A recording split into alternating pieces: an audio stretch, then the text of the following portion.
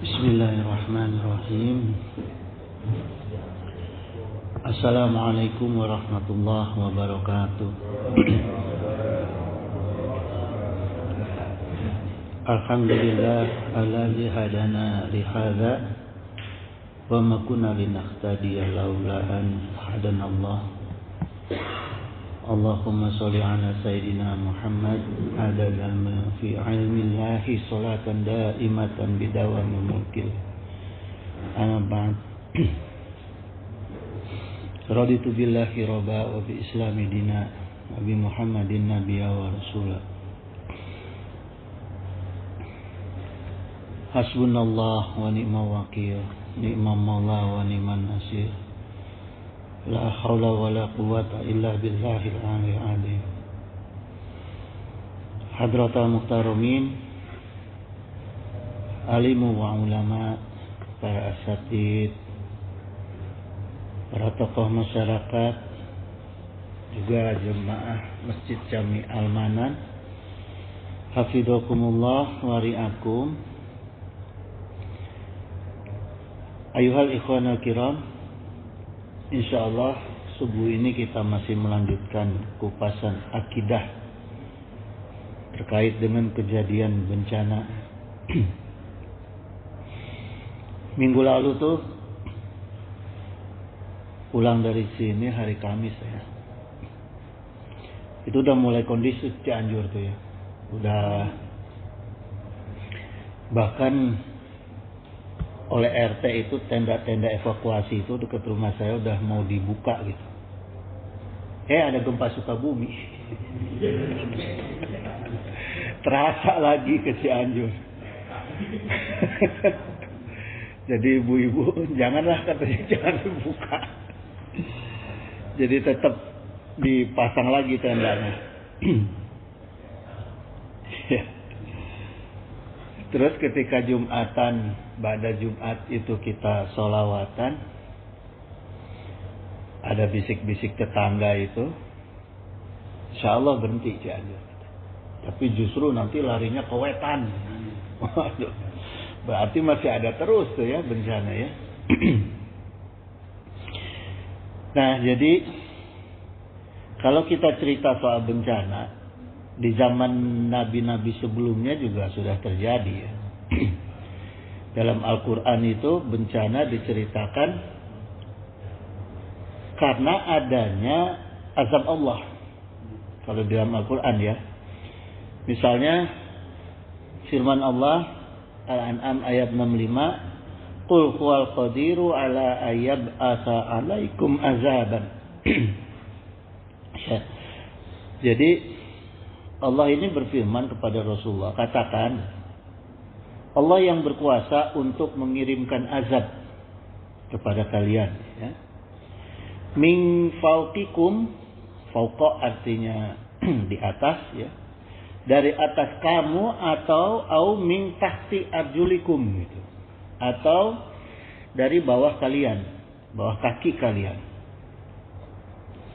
Fauqikum itu kan misalnya longsor itu kan dari atas ya. Terus angin itu dari atas. Bom atom dari atas. Sama bencana juga itu ya. Atau dari tahti arjulikum, dari bawah kaki kamu itu bisa gempa ya, banjir, likuifaksi, tsunami itu kan juga dari bawah kaki datangnya bencana yang bersifat azab Allah. Jadi ada dari atas, ada dari bawah gitu. Seperti Allah kabarkan, ceritakan dalam Al-Haqqah ayat 6, wa amma adung ta'uh ukhliku birihin sarsarin atiyah gitu. Jadi Allah juga ceritakan ini mengenai kaum Ad. Kaum Ad yang dibinasakan oleh Allah ya, birihin itu dengan angin sorsorin atiyah gitu, yang sangat kencang dan dingin gitu ya. Ini bisa angin puting beliung, bisa angin topan ya, bisa angin muson gitu. Jadi ada contohnya dalam Al-Quran satu kaum yang diazab ke Allah dengan angin gitu ya. Kenapa kaum Ad diazab dengan angin? Karena mereka itu nggak mau berhenti durhaka, nggak mau berhenti berbuat zolim, diingetin sama nabinya malah takabur ya, ngelawan gitu. Dan udah nggak bisa dirubah oleh siapapun, nabi nggak mempan, akhirnya ya diazab sama Allah gitu ya. Jadi ini satu ciri jamaah, kalau ada sifat takabur, ada sifat zalim dan durhaka kepada Allah yang melampaui batas, yang udah nggak bisa diingetin lagi, itulah datangnya azab Allah yang berupa angin. Ya. Kemudian kenapa di zaman Rasulullah SAW itu tidak tercatat terjadi bencana? Seperti pertemuan-pertemuan lalu saya sudah jelaskan bahwa zaman para sahabat itu dipuji oleh Allah ya. Dalam Ali Imran ayat 110, kuntum khairu ummatin ukhrijat linnas gitu. Jadi para sahabat itu dipuji oleh Allah sebagai umat yang terbaik. Enggak ada lagi umat selain sebelumnya maupun sesudahnya selain sahabat para rasul gitu ya. Ta'muruna bil ma'ruf wa tanhauna 'anil munkar gitu. Karena mereka tuh saling ngingetin ya. Saling ngingetin untuk ma'ruf, untuk bil ma'ruf ya, ta'muruna bil ma'ruf wa tanhauna 'anil munkar gitu. Saling ngingetin, terus wa tu'minu billah, saling ngingetin masalah iman. Maka tidak ada bencana gitu ya. Nah, kemudian implementasi dari ta'muruna bil ma'ruf ya, dan mencegah dari yang mungkar ini dibuktikan oleh para sahabat dengan ketaatan mereka, takwa kepada Allah, tawakal kepada Allah, dan taat kepada Rasulullah SAW. Jadi implementasinya itu pernah oleh Rasul, kaum Ansor dan kaum Muhajirin itu dikumpulkan ya, oleh Rasulullah dikumpulkan. Kemudian disampaikan pesan oleh Rasulullah SAW. Gini hadisnya ya, dari Abdullah bin Umar, kemudian an Abdillahi ibni Umar qala aqbala alaina Rasulullah sallallahu alaihi wasallam faqala ya, kemudian datang kepada kami Rasulullah SAW, kemudian Rasulullah SAW bersabda, ya ma'asyaral muhajirin wal ansor. Nah, dikumpulin nih kaum muhajirin kaum ansor, khamsun izaban tulitum bihina gitu. Ada 5 perkara yang bakal mendatangkan kemurkaan Allah kepada kalian. Diingatkan langsung nih oleh Rasulullah, jadi dirinci ya, oleh Rasulullah dirinci. Wa a'udzubillah, dan aku berlindung kepada Allah, ang tutrikuhunna gitu. Sungguh, ini tegaskan lagi oleh Rasulullah pakai kalimat taukid, sungguh cegahlah oleh kalian 5 perkara itu. Gitu, ya. Ditegaskan nih oleh Rasulullah supaya menghindari dari 5 perkara. Pertama, lam tadharil fahisha fil qaumin qattu gitu ya. Jangan pernah mendukung perbuatan keji dalam satu kaum. Jadi para sahabat ketika itu kalau melihat ada perbuatan keji langsung dicegah. Ya, langsung. Jadi enggak nunggu ditangkap polisi, enggak. Langsung dicegah hari itu. Ya, siapa yang melihat ada orang yang berbuat keji dicegah langsung. Gitu ya. Yang dimaksud di sini fahisyah ini ya, seperti zina, porno, membunuh ya, fahsya, terus mencuri, cabul, LGBT ya. Kalau ada di dalam lingkungan itu ada yang melihat, ada yang menyaksikan, nggak nunggu, langsung dicegah ya. Kalau sendiri yang melihat cari saksi untuk cegah. Hatta yu'alinu biha illa fahsya fihi mal ta'un gitu. Karena perbuatan fahsya itu ya, maksiat fahsya ini akan menyebabkan datangnya ta'un. Azab Allah berupa ta'un ya. Artinya taun itu wabah yang menular. Wabah penyakit yang menular, ya. Wal auja'u, dan penyakit-penyakit aliati lam takun madad gitu, yang tidak pernah ada fi aslafihimul ladzina madau gitu. Pada leluhur-leluhur sebelumnya. Jadi di zaman-zaman dahulu tuh nggak ada penyakit-penyakit yang terjadi saat itu. Jadi nggak ada. Maknanya juga gini jemaah. Penyakit yang susah obatnya, karena kalau sudah pernah ada dulu kan pasti ada obatnya, ya sudah ditemukan obatnya. Kalau belum pernah ada kan nggak ada tuh obatnya, ya. Zaman dulu mana ada COVID? Kemarin ada COVID, berarti ada pembiaran terhadap perbuatan fahsya. Nah ini introspeksi kita, ya. Kalau ada sifat penyakit-penyakit wabah yang aneh-aneh, nah ini kita harus introspeksi, ya. Ada fakta yang dibiarkan. Yang kedua, walam yang kusul. Yang kusul ini mengurangi, ya. Mikyala wal mizan tuh. Ada yang mengurangi berat timbangan, ya. Ada orang-orang yang berperilaku curang, mengurangi takaran dan timbangan, ya, dibiarkan. Akhirnya kan jadi budaya tuh, ya. Bantuan untuk pesantren disunat, bantuan untuk masjid disunat, untuk korban bencana disunat, gitu, ya. Saking jadi budayanya, akhirnya proyek-proyek BUMN, proyek pemerintah disunat juga. Ya enggak? APBN, APBD itu rata-rata disunat. Spek-speknya tuh disunat. Ya, supaya bisa ngasih komisi. Nah, ini dibiarkan jadi budaya. Nah, ketika itu jadi budaya, tapi gini, jemaah ya. Ini ada hadis Rasul.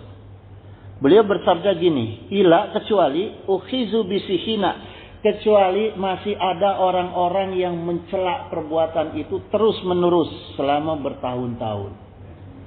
Jadi kalau ada budaya seperti itu sunat menyunat di bangsa kita, tapi masih ada orang-orang yang mencela perbuatan itu, ya, menolak perbuatan itu, maka insya Allah masih dicegah ku Allah.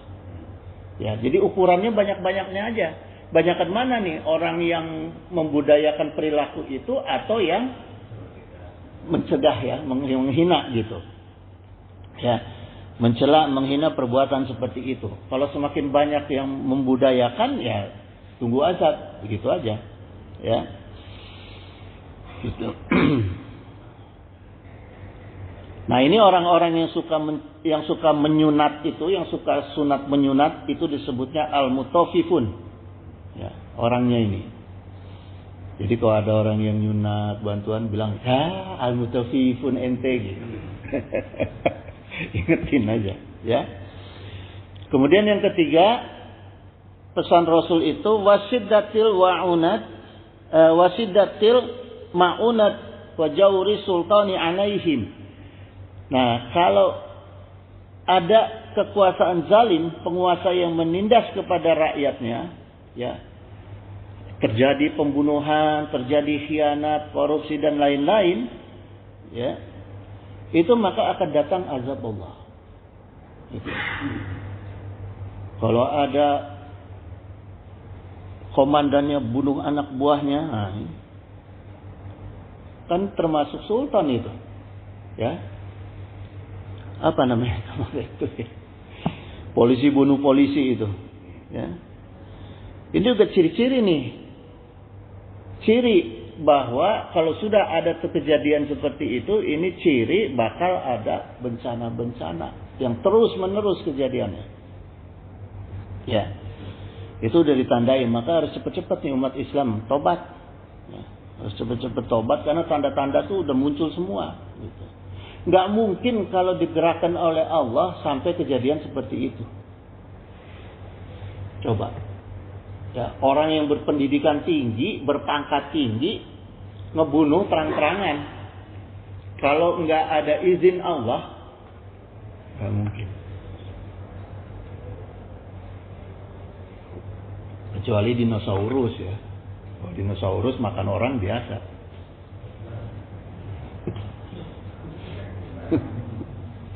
Ya.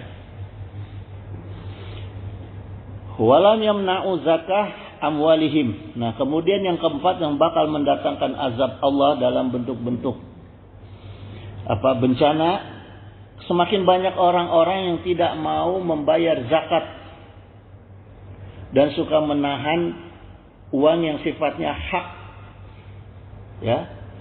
Hak 8 asnaf misalnya itu dikentit, ditahan itu bakal semakin banyak orang-orang seperti itu, bencana itu akan semakin datang, ya, azab Allah itu. Ila mani'ul qatras minas sama'i, akibatnya ya hujan itu di langit akan ditahan, walau lal baha imulam yamtoru gitu, ya. Dan kalau bukan karena hewan tentu manusia tidak akan dikasih hujan. Jadi kalau ada orang-orang yang suka nahan zakat, tidak mau berzakat itu, kalaupun ada hujan tuh bukan hujan haknya manusia itu. Haknya binatang, haknya makhluk yang lain, ya. Jadi keberkahan langit ditahan, keberkahan bumi juga dihilangkan, ya. Akhirnya orang petani itu berebutan cai di sawah tuh. Gara-gara perebutan cai bisa saling bunuh. Itu, ya. Kemudian yang kelima, nah ini yang bahaya, ya. Yang bahaya karena ini hampir sering dilakukan oleh manusia nih. Walam yanqudu ahdallahi wa ahda rasulihi gitu. Semakin banyak orang-orang yang menentang dan melanggar kewajibannya dengan Allah dan kewajibannya dengan Rasulullah SAW. Ya, ila salatallahu alaihim aduwan min ghairihim gitu, ya. Akibatnya Allah itu akan jadikan pihak musuh dari kalangan orang kafir, ya. Dari kalangan musuh, aduwan itu musuh, min ghairihim selain daripada kaum muslimin artinya kafir, ya. Mereka itu orang jadi akan berkuasa. Jadi orang-orang kafir itu akan jadi menguasai orang-orang Islam, kaum muslimin, ya. Gitu. Itu karena tadi semakin banyak orang yang suka melanggar kewajibannya dengan Allah dan dengan Rasul, ya. Bahkan ditentang terang-terangan tuh. Banyak hukum-hukum Allah, hukum-hukum Rasul yang ditentang, gitu, ya. Fahazahu ba'da ma fi aidihim gitu. Lalu pihak musuh itu berebut mengambil sebagian milik kaum muslimin. Nah, kalau udah jadi seperti itu kejadiannya seperti itu, jemaah. Ya.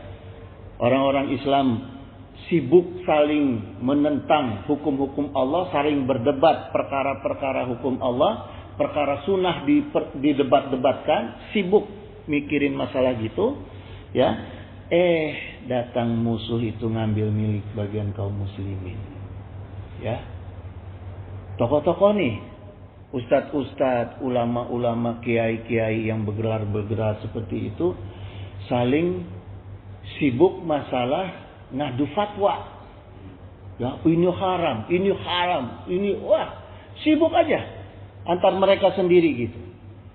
Diam-diam uang zakat teuing ka mana? Uang haji teuing ka mana? Gitu. Ya, nggak ada yang sadar tuh, ya. Yang panutan-panutan umat nggak ada yang sadar itu. Gitu. Hak umat diambil sama kafir, dia diam aja, gitu kan? Karena dia sibuk menonjolkan dirinya, sayalah yang paling baik, sayalah yang paling benar, sayalah yang paling taat kepada Allah dan Rasul, gitu, ya. Saling balas membalas. Sekarang kejadian nggak kayak gitu? Ya, kejadian. Bukannya duduk sama-sama, nggak usah lah pakai medsos ngomong si anu fulan salah sini salah, nggak usah. Duduk dong. MUI itu tugasnya kumpulin tuh orang-orang yang berbeda pendapat, rumuskan di komisi fatwa. Satu fatwa yang keluar hanya dari MUI. tegaskan gitu. Jadi umat nggak liar, nggak pusing. Gitu, ya. Akhirnya kan gara-gara gitu umatnya bisa diberantam sendiri tuh. Ya, nggak peduli dia hartanya dicolong. Haknya dicolong gitu. Ya. Gitu jemaah. Ini yang aduh, riskan ya, riskan kita kalau kejadian-kejadian seperti itu. Malah akhirnya sekarang saya banyak di medsos itu ribut masalah, dari masalah agama akhirnya ke masalah negara, ya. Gitu. Undang-Undang Dasar 45 dipermasalahkan. Ada orang yang mempermasalahkan kalau orang yang mau menegakkan hukum Islam berarti melanggar Undang-Undang Dasar 45, melanggar Pancasila, kan aneh. Ya, jadi akhirnya ke sana karena dilihat apa? Dilihat orang Islam udah sibuk sendiri, saling salah menyalahkan. Gitu. Ya.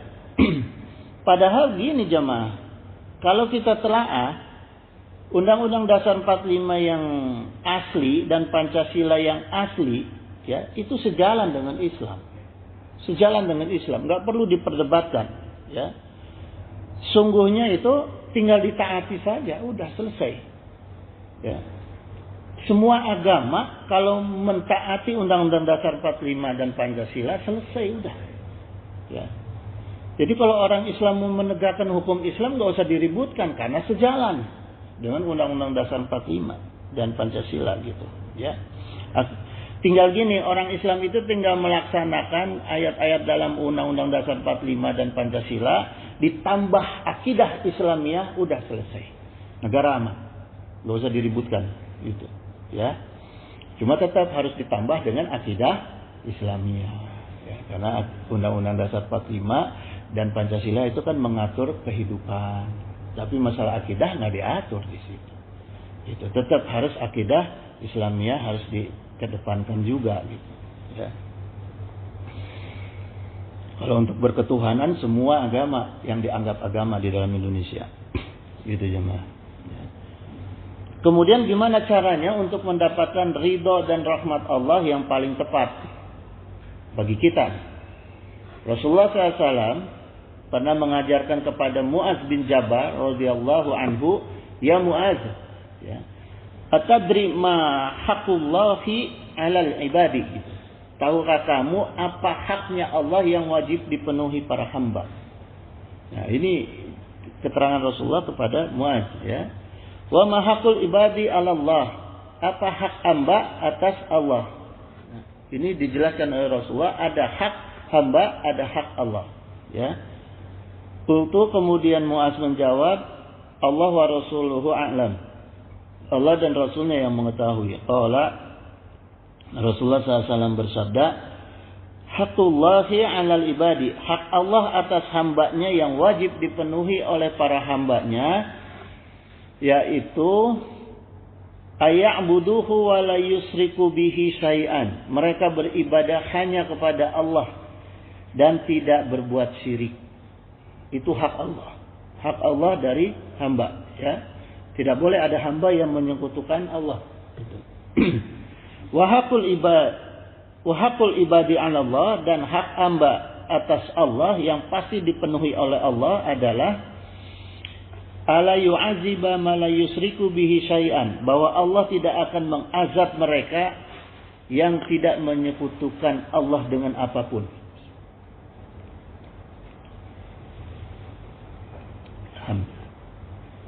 Ya. Jadi ini jelas jamaah sekalian. Allah itu memberikan jaminan bahwa orang-orang yang menegakkan akidah dan tauhidnya dengan kuat, imannya dengan baik, maka Allah pastikan tidak akan ada azab Allah. Itu, ya. Ini hak yang saling dipenuhi. Kalau sudah saling memenuhi, damai nggak? Damai. Hak saya dengan istri saya penuhi, hak istri dengan suami dipenuhi, perkara selesai. Nggak akan ada getaran-getaran itu, ya, di rumah tangga.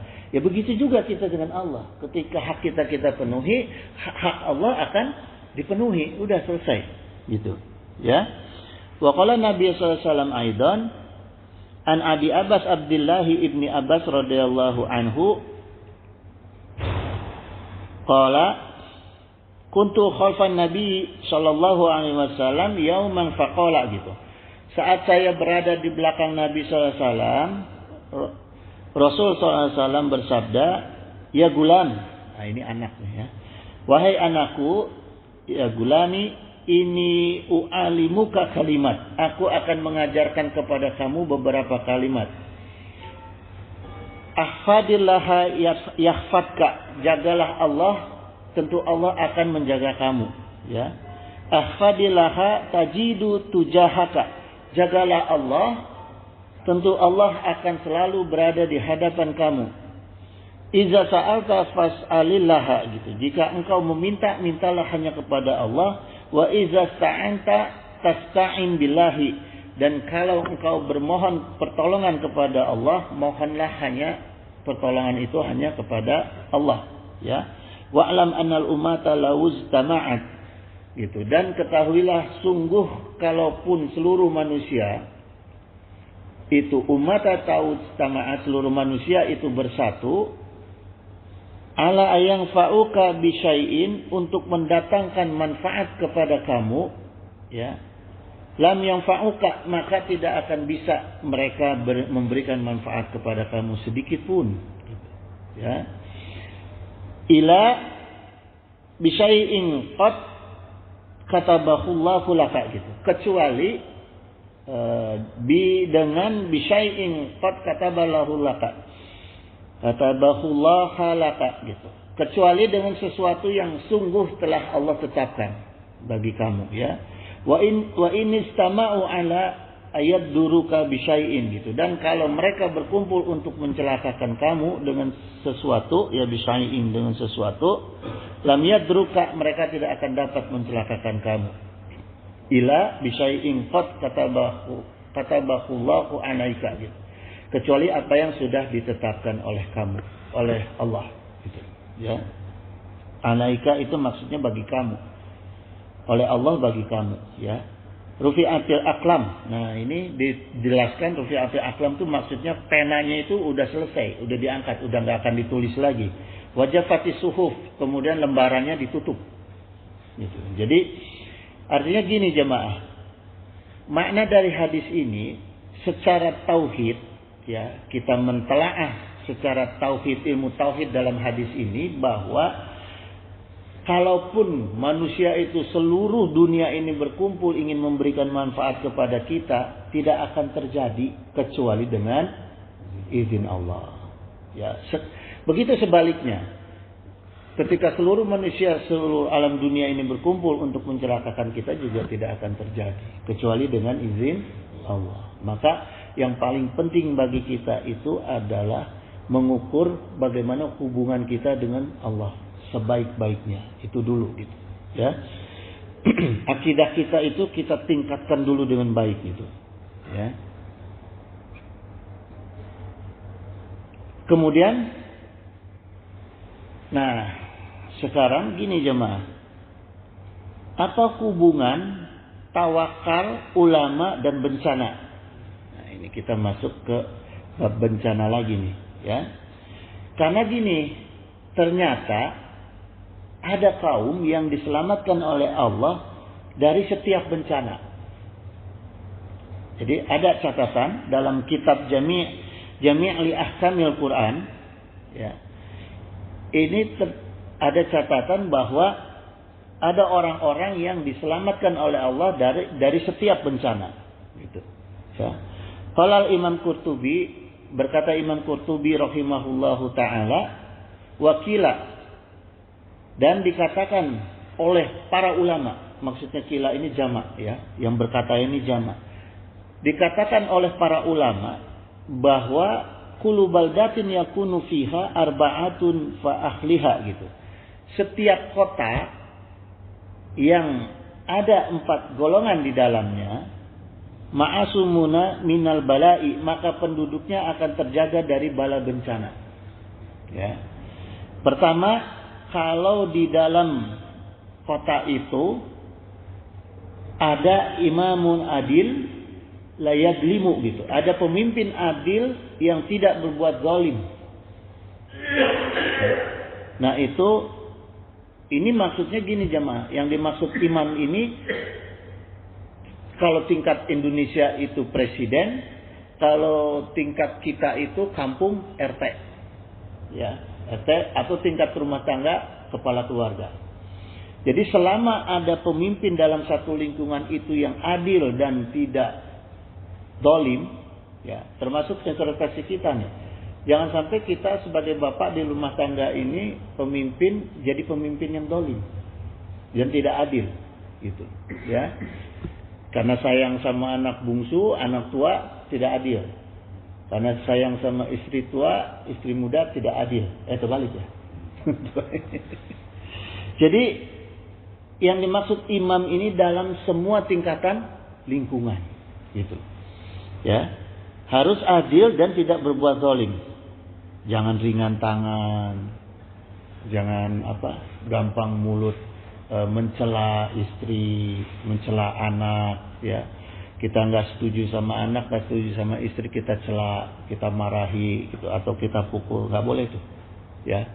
Selama kita orang yang ditentukan oleh Allah sebagai pemimpin berbuat adil dan berbuat tidak dolim, ya, ini satu syarat tidak didatangkan bencana, ya. Yang kedua, wa'alamun ala sabili huda. Orang-orang alim yang berjalan di atas petunjuk yang lurus. Gitu. Jadi di antara kewajiban kita sebagai pemimpin, baik di negara sampai di rumah tangga, ya, kita harus selalu mau memberikan petunjuk yang lurus, memberikan hidayah kepada keluarga. Siapa yang kita pimpin, baik diri sendiri maupun keluarga, gitu, ya. Jadi jangan cuek tuh kalau ada anak kita, istri kita yang keluar dari garis agama. Maaf ya, kita masih ada yang masih banyak kaum bapak yang rajin ke masjid, rajin berjamaah, rajin ngaji, thalabul ilmu, istrinya tidak berkerudung dibiarkan. Masih banyak nggak itu? Masih banyak. Anaknya tidak berhijab dibiarkan. Anaknya akhlaknya buruk dibiarkan. Nah ini tugas kita nih bapak nih. Kalau mau di dalam rumah tangga kita tidak ada bencana, berikan hidayah, petunjuk kepada keluarga. Ya, jangan mau soleh sendiri. Ya, karena kita adalah pemimpin. Yang ketiga, wa masyayikhu ya'muruna bil ma'ruf wa yanhauna 'anil munkar, ya. Banyak para syekh, para ustadz, para alim atau guru, ya, yang menyeru kepada kebaikan dan melarang kemungkaran.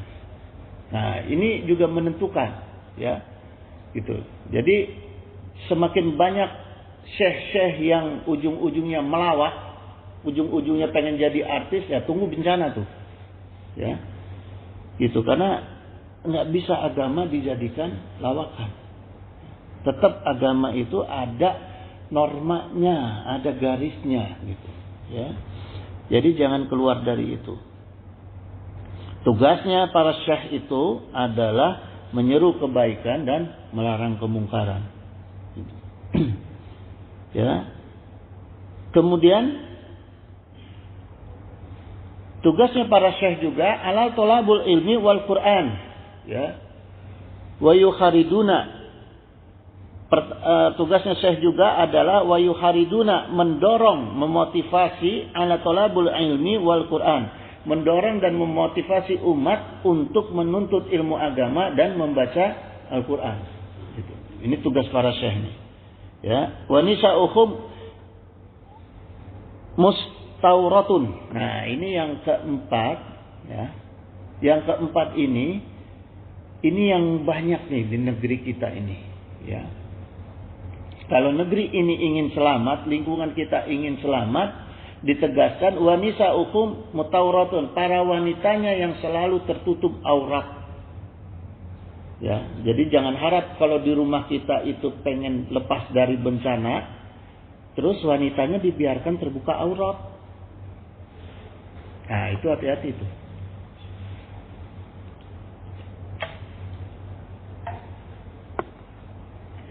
Maka akan mendatangkan bencana ke rumah kita, ya, ke lingkungan kita.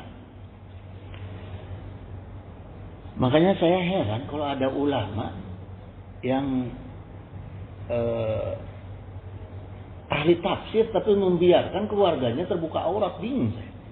Dari mana tafsirnya itu? Ya, ya Allah ya Karim.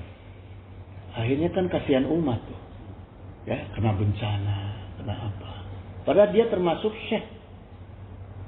Harusnya syekh itu jangan menyalahi itu Al-Quran. Kok bisa membuat tafsir, bingung. Kemudian la yatabarrajna tubrijul jahiliyatal ila. Ya. Dan tidak berpakaian yang terbuka seperti masa jahiliyah. Termasuk kita juga nih, kaum lelaki. Kaum lelaki jaga pakaian jangan sampai seperti kaum jahiliyah.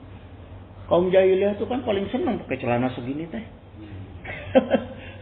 Paha kemana-mana. Jangan dikira laki-laki batas auratnya mana? Dengkul. Dengkul jangan kelihatan tuh. Kan kita mah sekarang coba demi lari pagi, auratnya dibuka-buka. Jangan dikira itu juga sama. Sama, bukan hanya perkara perempuan aurat. Perkara laki-laki juga aurat itu harus tertutup. Gitu. Ya. Gitu. Nah, 4 perkara tadi jamaah, kalau dalam satu negeri, dalam satu lingkungan itu terjaga perkara tadi, maka terhindar dari bencana. Termasuk juga bencana di lingkungan rumah kita. Jadi jangan dikira kita aman. Rumah kita aman, tapi kan kita juga kalau seperti itu ya akan ada bencana. Minimal bencana rumah tangga teh awet rajet, orang Sunda bilang. Ribut terus, anak bapak ribut, suami istri ribut, itu bencana bukan? Bencana. Rizkinya disedotkan sama Allah, bencana bukan? Bencana. Boga duit segede gunung tapi istri kurang wae, bencana bukan?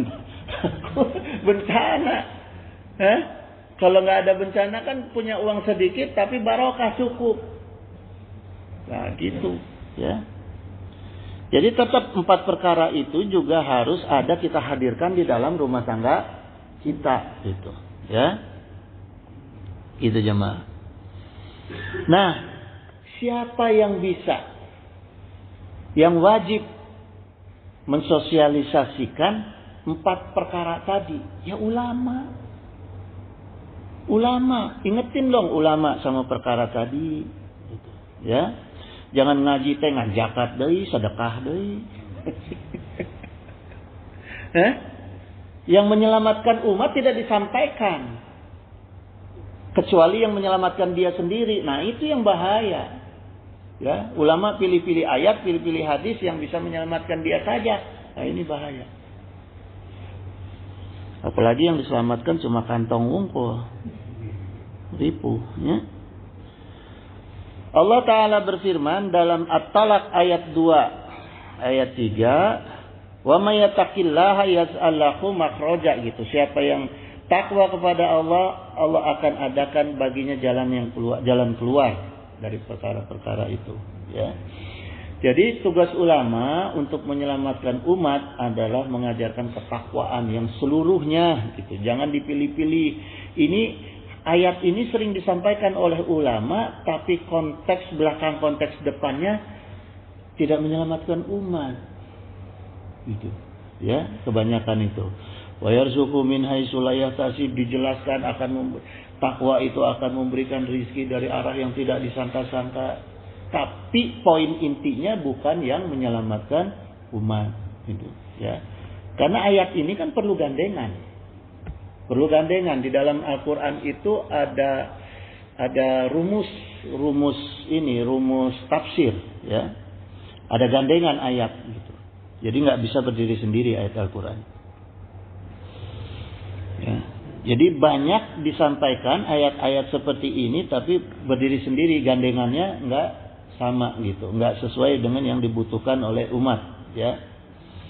Nah, apa yang dibutuhkan oleh umat? Qad aflahal mu'minun. Ya. Orang yang beruntung bagi umat itu adalah orang-orang yang beriman. Jadi selain takwa, iman, kemudian adalah orang-orang yang mau membersihkan diri, ya. Qad aflaha man tazakka gitu. Gitu jemaah. Kemudian gini jemaah, ya. Hubungan antara ulama bencana dan umat, Rasulullah SAW itu bersabda gini. Simfani ala umati iza soluhu asluhan nasu wa iza fasadu fasadan nasu. Zalika ulama wal umar. Jadi dua golongan dari umatku, kalau dia baik, soluhu, kalau dia soleh semua manusia. Kalau dia fasad, dia rusak, maka rusak semua manusia. Zalika, mereka itu adalah ulama dan umaro. Gitu. Ya. Ini kalau kaitan lingkungannya lebih luas. Kalau dalam rumah tangga tadi kita udah sebutkan. Ya. Kalau kaitannya lebih luas lagi, tanggung jawab ulama dan umaro, gitu, ya. Wa qala Nabi sallallahu alaihi wasallam, ala ini syirarul ulama. Ini yang dijelaskan oleh Rasulullah SAW, ya. Ingatlah, dua harokat nih lamnya, ya, pakai lam alif. Ingatlah, ditegaskan oleh Rasulullah SAW, inna sungguh syari syirarul ulama. Ya. Sejelek-jeleknya keburukan manusia adalah keburukan ulama. Jadi sejelek-jeleknya manusia adalah keburukannya ulama. Ini. Karena apa? Dampak keburukannya ulama akan berakibat kepada orang lain, kepada umat. Ya. Wa inna khairal khairi khiyarul ulama, dan sebaik-baiknya kebaikan adalah kebaikan ulama. Gitu. Ya. Gitu. Makanya kedudukan orang alim itu disebutnya adalah ulama. Orang yang berilmu, kalau orang bodoh mau ngomong ngaco, orang nggak bakal dengerin. Udah tahu si fulan iyo. Tapi kalau orang yang sudah bergelar alim, apalagi disebut ulama, omongannya didengar orang dan dicontoh orang, itu yang bahaya, ya. Makanya ulama itu ada warasatul anbiya, ada ulama su gitu. Ulama su itu masdar dari sa'a yasu'u sau'an. Artinya ulama yang buruk, yang jahat dan yang jelek. Itu ulama su, ya. Ulama su itu ahli agama atau ilmuwan yang jelek, buruk dan jahat gitu, ya. Karena gini jamaah sekalian, Rasulullah SAW itu sudah mengingatkan, bahkan sabda beliau ini tegas, ya, mafatihul lil khairi, ulama itu fungsinya adalah kunci pembuka kebaikan. Mafatihul, ya, pembuka segala lil khairi, untuk kebaikan. Itu tugasnya ulama. Maghaliku lisyarri gitu. Ulama juga fungsinya sebagai penutup segala bentuk kejahatan, syarra, ya, kejahatan. Gitu. Jadi keburukan, kejahatan, tugas ulama ditutup, bukan diantap. Kalau ada yang mengantap perkara-perkara keburukan, itu bukan ulama, ya. Nah, orang alim yang paling dianggap beriman, orang alim yang beriman ini, ya, adalah afdalun nasi mu'minul ilmu. Orang yang paling utama adalah orang mukmin yang alim, bukan orang muslim yang alim. Orang muslim yang pintar, yang alim banyak. Yang di partai A, B, C, D banyak pintar. Muslim itu, ya, banyak itu. Allazi izah tiho ilaihi nafa'a gitu. Yang jika dibutuhkan dirinya itu, ilmunya itu untuk dirinya bermanfaat, Ya, jadi ilmunya itu kalau dibutuhkan oleh umat, maka dia akan bermanfaat untuk umat, untuk orang banyak. Itu orang alim yang beriman. Wa inistughniya anhu aghna nafsahu, dan jika tidak diperlukan dia bisa mencukupi dirinya sendiri. Itu orang alim yang beriman. Jangan orang alim yang di depan orang banyak dia alim, di belakang dia ngaco sendiri. Banyak tuh yang gitu. Yang gitu tuh banyak tuh. Gitu. Di luar nggak ada orang lain, udah dia. Jamaah nggak ada yang melihat, main gaple.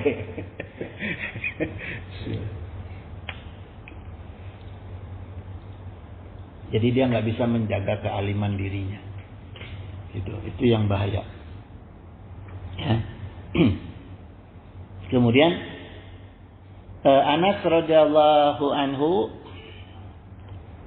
al ulama'u amana'ur rasuli gitu. Ulama adalah, nah ini Sayyidina Anas ini menceritakan bahwa Rasulullah SAW ini menyampaikan kepada beliau, al ulama'u amana'ur rasuli. Ulama adalah kepercayaan para rasul, malam yukhalitus sultan, selama mereka tidak bergaul dengan penguasa. Jadi ulama yang disebut ulama yang ditegaskan oleh Rasulullah SAW, ulama yang tidak bergaul dengan yukhalitus sultan, yang tidak bergaul dengan penguasa. Kalau ulama jadi penguasa kumaha? Ya. Gitu ya. Wa yudakhilut dunya, dan ulama yang benar menurut Rasulullah SAW itu yang tidak asik dengan urusan dunia. Gitu. Ya. Fa iza khalatus sultana, jika mereka bergaul dengan penguasa dan asik dengan urusan dunia, faqad khonur rusula, diingatkan oleh Rasul bahwa mereka itu telah mengkhianati Rasul. Ya, jadi kalau ada ulama yang asik dengan urusan dunia, pengen jadi penguasa, itu dia sudah mengkhianati Rasul. Fahzaruhum, karena itu fahzaruhum, maka jauhi mereka. Tegas ini disampaikan oleh Rasulullah. Jauhi mereka. Ini hadisnya riwayat Al-Hakim, Hasan, sifat, ya. Gitu. Jadi perintah Rasulullah SAW, kalau ada ulama kah, habib kah, kiai kah, ya, ustadz kah, kalau mereka sudah bergaul dengan penguasa, apalagi jadi bagian dari penguasa, hilang barokah pada dirinya. Karena dia sudah mengkhianati Rasul. Dan yang diperintahkan oleh Rasul,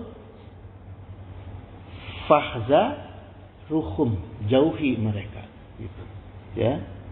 Apalagi fatwa-fatwanya jauhi, jangan didengar, gitu ya. Gitu. Karena gini jamaah, kita harus ketahui ciri ulama yang diridhoi ku Allah jeung Rasulna, ya.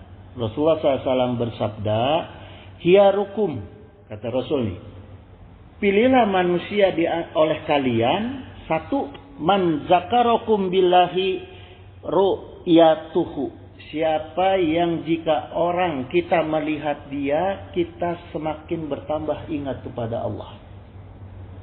Itu pertama patokan kita. Kalau kita mau mengukur dia ulama atau bukan. Ya.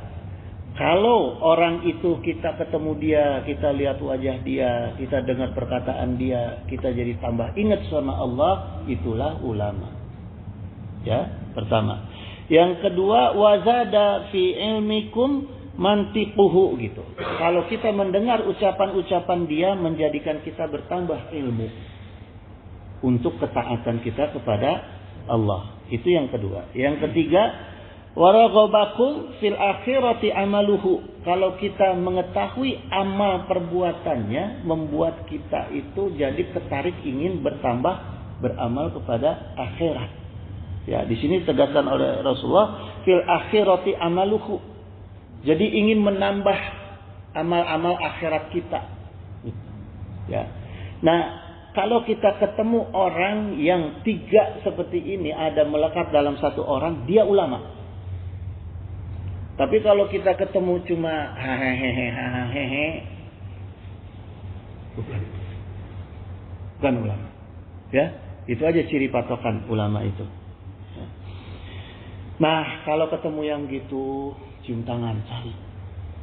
Cium tangan, ya, minta berkahnya, minta barokahnya. Karena dulu zaman Rasulullah itu, para sahabat itu mencium tangan kepada Rasulullah karena tangannya Rasulullah selalu dipakai ibadah. Bahkan sahabat mencium dadanya Rasulullah karena di dalam dada Rasulullah ada iman, akidah kepada Allah. Ya, yang ketiga, para sahabat itu sering mencium keningnya Rasulullah karena keningnya selalu dipakai sujud. Itu alat barokahnya. Kalau ada orang-orang yang cirinya seperti 3 tadi gitu, ya. Kalau enggak ada yang gitu, enggak usah. Kita ketemu orang ngelihat, jadi hahaha doang. Antong. Capek-capek cium tangan bau tarasi. Ya. Gitu jemaah. Ya. Jadi itulah cirinya, ya. Karena gini jemaah, ya. Kata Rasulullah SAW, satu orang alim, ciri yang 3 tadi itu disebut orang alim. Kalau ada orang yang ciri dari yang 3 itu, orang alim, ya, itu bahkan ditegaskan oleh Rasulullah SAW, ya, lamutu qabilatin asyaru min mauti alimin, kematian satu kabilah. Satu kabilah itu satu RT merenya, satu RW gitulah, ya, satu kabilah, satu kaum, ya. Kematian satu kabilah itu, ya, kabilatun asyaru lebih ringan min mauti alimin, lebih ringan dari kematian satu orang alim. Orang alim yang benar, orang alim yang benar, makanya kalau pahlawan mati 1 tumbuh, ulama mati 1000 tumbuhnya 1.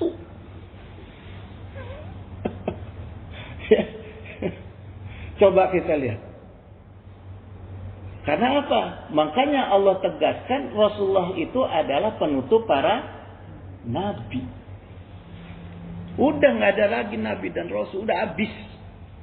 Begitu juga kesininya warisatul anbiya, ulama warisatul anbiya, ya seperti itu. Habis juga lama-lama. Sisanya ya yang begitu-begitulah. Ya, gitu. Makanya saya jangan dipanggil ulama, jangan dipanggil ustaz, ya. Kita cepat mati lagi. Gitu, ya. Gitu jemaah sekalian.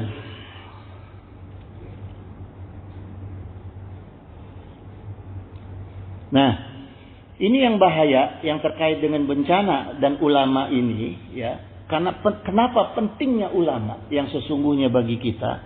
Karena sami'tu zata marorin Nabi sallallahu alaihi wasallam yaqulu, aku pernah mendengar Rasulullah sallallahu alaihi wasallam bersabda, ini diriwayatkan oleh Ummu Salamah, ya, istrinya Rasul sallallahu alaihi wasallam. Beliau menceritakan Rasulullah sallallahu alaihi wasallam itu bersabda mendengar Rasulullah sallallahu alaihi wasallam bersabda, iza dokharatil ma'ashi fi umati, ya. Dokhoro ini maksudnya terang-terangan. Apabila kemaksiatan di kalangan umatku itu sudah terang-terangan, sudah nggak ada yang malu untuk berbuat maksiat, sudah tidak ada yang malu untuk membuka aurat di kalangan umatku, kata Rasul, ya, amakumullahu bi ikobi min indihi, gitu, maka Allah akan meratakan azabnya. Ini yang penting, Allah meratakan azabnya.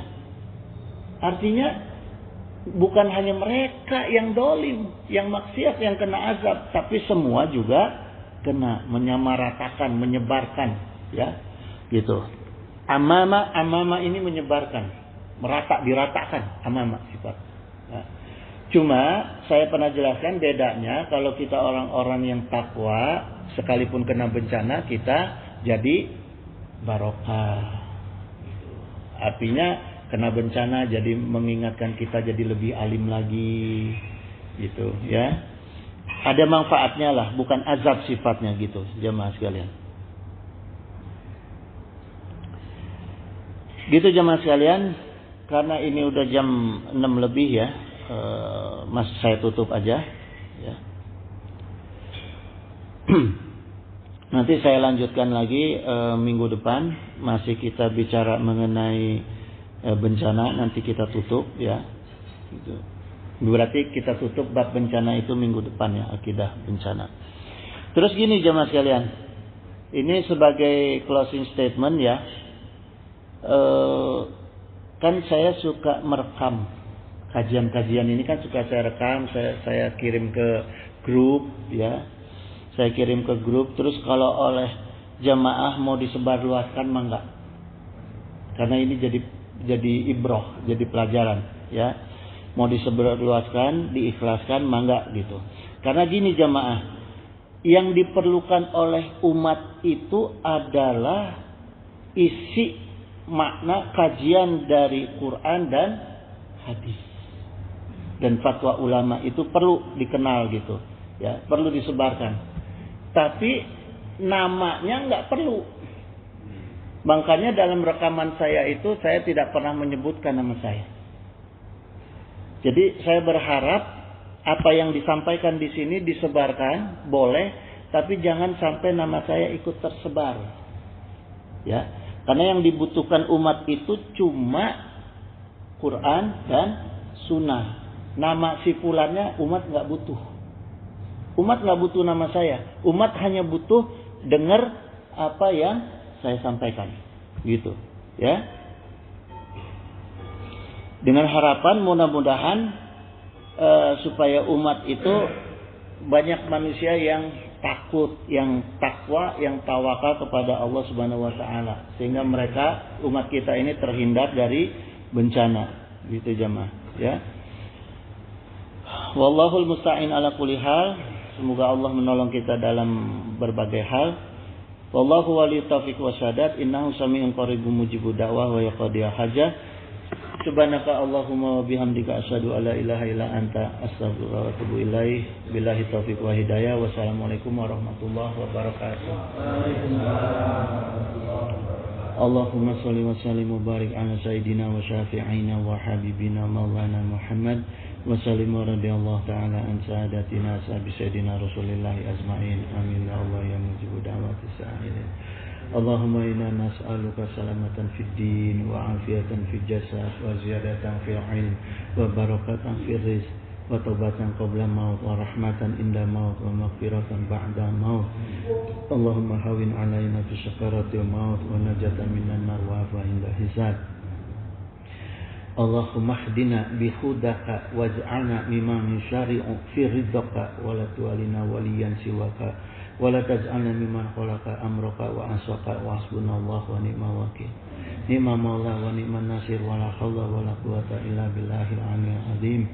Allahumma salimna wa walidina wa auladana wa ikhwanana wa ahbabana wa zawjatina min jami'i makhawifid dunya wa akhirah wa ahwalihima istajib ya Allah ya mujibu da'wati sa'ilin.